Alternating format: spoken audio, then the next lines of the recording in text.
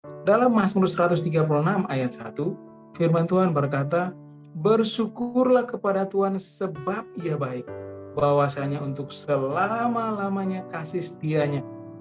Pemazmur meminta kita, Tuhan meminta kita untuk bersyukurlah kepadanya. Sebab apa? Sebab Dia baik dan bahwasanya untuk selama-lamanya kasih setia Tuhan.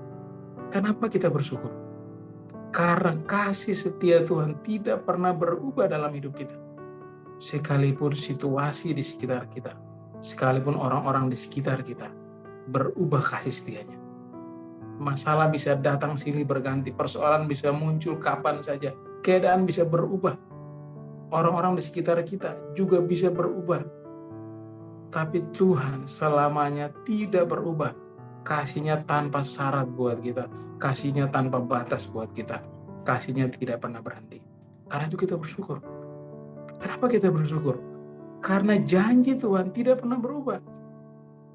Manusia bisa berjanji apa saja dan bisa juga tidak menepati.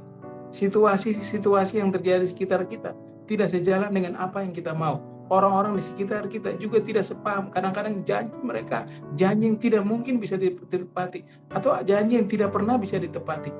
Tapi kenapa kita bersyukur kepada Tuhan?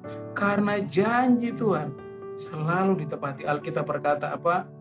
Biarpun gunung-gunung beranjak, bukit-bukit bergoncang, kasih setiaku tidak pernah beranjak daripadamu. Alkitab berkata apa? Apa yang keluar dari mulut Tuhan tidak akan pernah kembali dengan sia-sia. Tuhan bicara, Dia menepati janjinya. Kenapa kita perlu bersyukur? Karena Tuhan tahu hidup kita. Tidak ada bagian dari kita yang lepas dari kontrol Tuhan. Karena itu semua yang masuk hidup kita, semua yang ada di seputaran hidup kita, situasi, keadaan, masalah, persoalan, pergumulan, berkat, orang-orang di sekitar kita, dipakai Tuhan, dibawa Tuhan untuk mendatangkan kebaikan buat kita. Kita perlu bersyukur karena Dia tahu hidup kita, dan apapun rencananya dalam hidup kita selalu hanya untuk mendatangkan kebaikan. Kenapa kita perlu bersyukur? Yang paling utama, karena Yesus mati buat kita. Waktu Dia mati, tidak hanya surga diberikan buat kita, tapi hidup kita hari ini diberkati, disertai, dipelihara, dijamin semua kebutuhan untuk mempersiapkan kita menuju rumah Bapa kekal yang disiapkan buat kita. Tuhan Yesus memberkati kita.